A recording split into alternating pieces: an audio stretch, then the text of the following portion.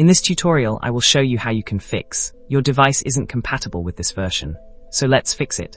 Tap and hold on this Play Store, and it will open up this small window where you'll get this option to open up app info from here. From this app info, you need to open this storage and cache.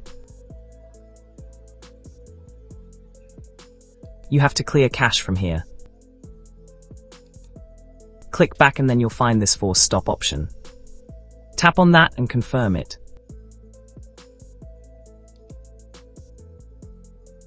Then you need to open this storage and cache again and simply clear storage from here.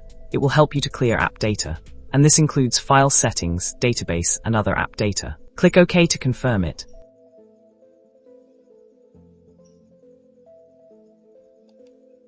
And then if you search for Grok ARI or any of app where you are facing this device is not compatible problem, then simply try to install it.